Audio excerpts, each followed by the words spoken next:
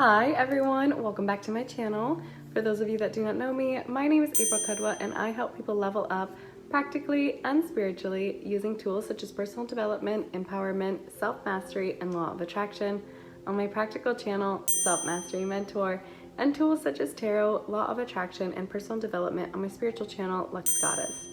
So today, this video, we are talking about energy again, kind of like a follow-up on last week's video, but we're going to be talking about the 4 elements of energy and the importance of the 4 elements and then breaking it down.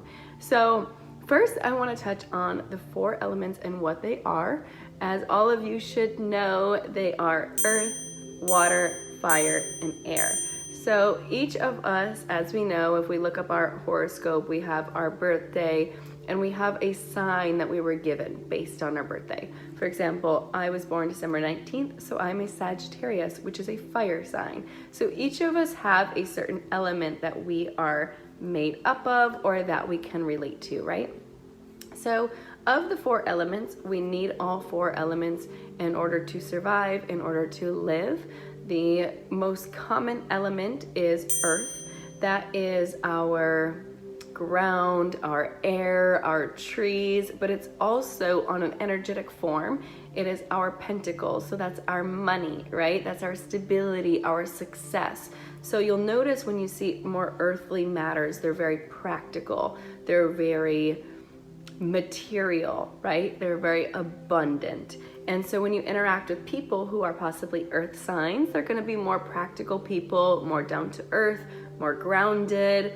They're going to most likely be very abundant and find ways to create abundance and bring abundance in. They're also going to be very grounded in their sense of energy and who they are. After earth, the next element we have is water. Water is obviously our lakes, our oceans, our streams, our rivers, our rain, our storms, our water we drink, everything. We have to have water to live. But water is also our emotions, right? That's how we deal with our emotions, how our emotions are made up, how we embody them, how we embrace them, how we discuss them, how we feel them, right? That is all our water element. So when you interact with people who are water signs, you're gonna notice they tend to be more moved by things that are emotional, that make them happy, that make them excited. They feel emotions on a very deep level, and they kind of are more driven by emotional decisions or emotional things that make them feel good, feel happy, feel success. They want to feel it, okay?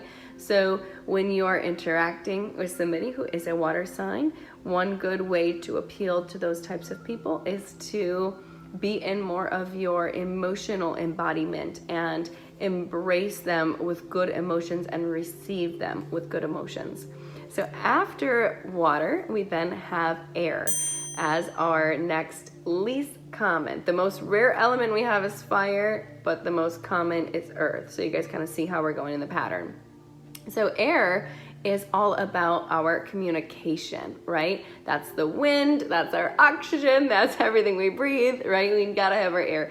But it's all about communication. It's about our mental processes, the way we think about things, the way that we see things, looking at all different angles and different perspectives and talking about it and kind of taking the energy and, you know, really having it flow through us. So you're going to notice when you interact with air signs, they are very intelligent people because they're constantly thinking. They're very in tune with things on a deep level mentally, and they can communicate about it in a very strong manner. These people tend to be very strong individuals who know how to communicate very well, who are very intelligent, and can really find out the facts of many different things because they take the time to think through it. So if you're ever interacting with an air sign, one way to appeal to them in a very good way is to just discuss something intelligent. They want to feel excited or intrigued by something in their mind. So if you talk about something that really gets them thinking, you will be doing very well. Now let's move on to fire. Okay, fire signs. Fire is the most rare of the 4 elements. It is our sun, right? It is the fire if we have a bonfire or any of that, but it's the heat that we need. It's the light that we need. It's everything we need. But too much of it is not a good thing either, right? Too much fire is not a good thing either. So fire is so fun, right? Fire keeps us warm. It keeps us feeling calm. It keeps us feeling rejuvenated. It's that passion. It's desire. It's fire, right? So fire signs are a little bit complex as individuals, and I'll tell you that. It's because they have an energy that the other 4 elements don't truly understand. As you have air, right? Air comes all around you. It blows through your hair, all that water. You can swim in it. You can do everything you want with it. Earth, right? We live on Earth. We experience Earth. That's our trees, all of that. We can touch it. We can feel it. Our grass. But with fire, it's one of those elements that you can't truly, fully embody. You can lay in the sun, but you can't lay on the sun. You can sit by the fire, but you can't sit on the fire.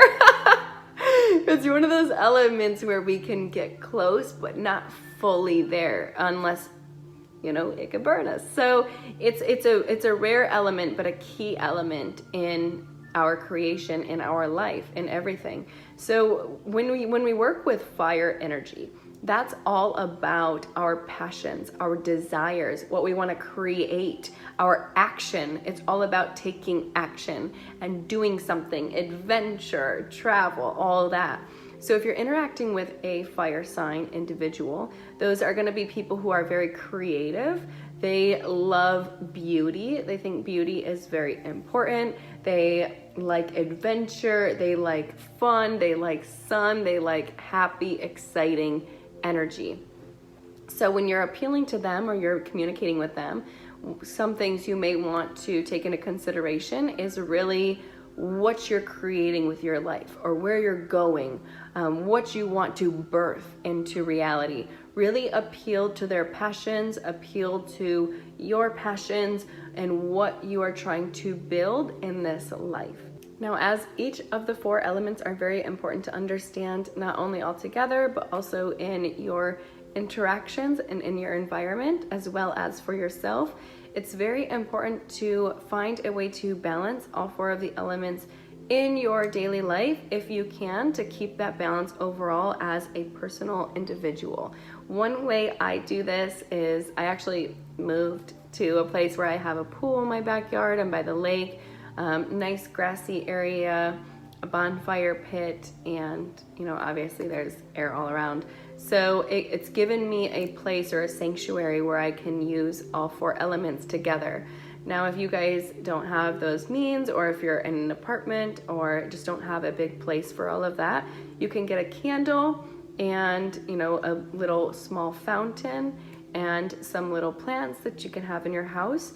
And through all of that, you're able to use all of the elements together and create a sacred space where you're balancing the energy. As you guys have heard me talk a lot about energy on this channel, everything is energy. And as the 4 elements are key in our development, in our creation, in our life, it's very useful to have a sanctuary for you where you can embody all 4 of the elements together and ground yourself and balance yourself in your own energy. So when you take time dedicated to balance out that energy on all 4 elements, you're doing a practice called transmuting, right? You're transmuting your energy by taking what you have stored and creating it into a more balanced, powerful manner. And so that way, when you're interacting with other people, you're coming from a place of balance and you're giving from a place of balance. I try to do this as often as I can. I light my candles every night, so that way there's always kind of just fire throughout the house. And with the water, I look out at a pool every single day, especially when I'm doing my work. I keep good scents around the house so I can smell good things and hear good things. I listen to sound frequencies and meditation music in the background at my house, or coffee house jazz. Coffee house jazz. I love that happy little jazz. You can't be mad with a little happy jazz. I always listen to something positive. And then as far as like my earthly matters go, I have greenery all around with my windows open. I also have little plants in the house. And so it kind of keeps a balance of all four of my elements in my environment at all times. And your environment is key to your success. You know, what you are sleeping in, what you're eating in, what you're living in, what you're waking up in, all of that matters, because that is our filter into our subconscious. So if you are making sure your environment is cleanly, is taken care of, is also balanced in all four elements, you will notice you become a much more balanced person overall, mentally, emotionally, the more and more you work on balancing your energy. So here's just a little touch in this video on energy and of the four elements. If you guys would like to look a little bit deeper and go into like the zodiac placements and learn more about your element, you guys can follow me over onto my other channel, Lux Goddess, where I will discuss that a little bit more in detail and use tarot as a guide to help you on your spiritual journey. So I hope you guys enjoyed this video. I hope you understand your element a little bit more, and I will talk to you guys very soon. Bye.